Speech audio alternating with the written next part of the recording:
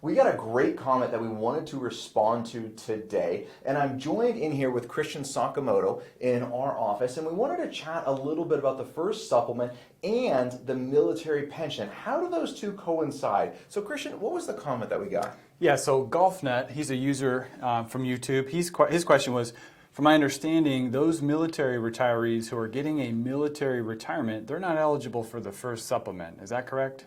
So let's walk through that.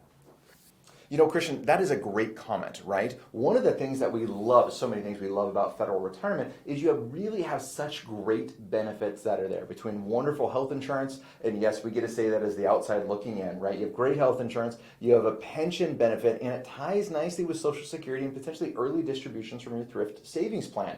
So we've done a lot of videos on those things, but Christian, let's go ahead and start tackling how this works and comes together. So the first supplement, you can receive it because it's a bridge with Social Security, but you got to meet a couple of rules. And then let's go through how we calculate the first supplement as well. And GolfNut, I think when we go through that, that's going to tie into the question about military time and how that counts or doesn't count towards the FERS supplement. So Christian, first thing, what are the rules that someone has to meet as a federal employee who's retiring in order to be eligible to receive the FERS supplement? So there's two. The first would be retiring with your MRA, your minimum retirement age, with 30 years of credible service.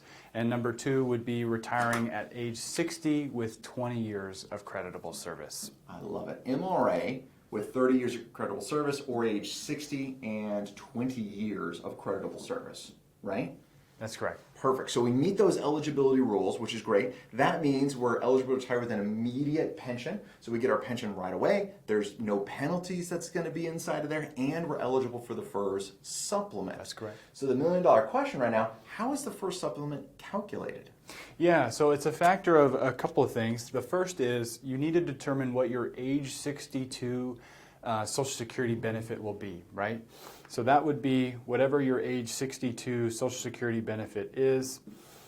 You would multiply that by your years of service and then divide that by 40. I like to say, why 40? Well, I guess Social Security thinks you should work for 40 years before you get the benefit, right? Now, years of service is a really important thing, and I think GolfNut, this is going to respond a little bit more to your question. Some of the confusion that comes, the only years of service which counts is your civilian service that you have. So if you have a military retirement, let's say you have a 20-year retirement, you're collecting a pension, great job, we love that. But then you put another 20 years in of civilian service covered under the FERS, Federal Employee Retirement System. Christian, what number do we use here? Because you have been a federal employee for 40 years. Right. What's the correct number?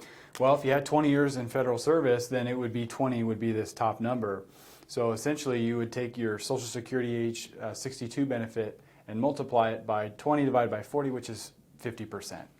Perfect. So GolfNut, the answer is yes, you can get your military pension and a FERS supplement if you're eligible. The only catch is, and this by the way includes whether you have a military pension or not, whenever we're calculating the FERS supplement, your military time does not count in the calculation, even if you've bought that time back. This is only what I call boots on the ground time as a federal employee.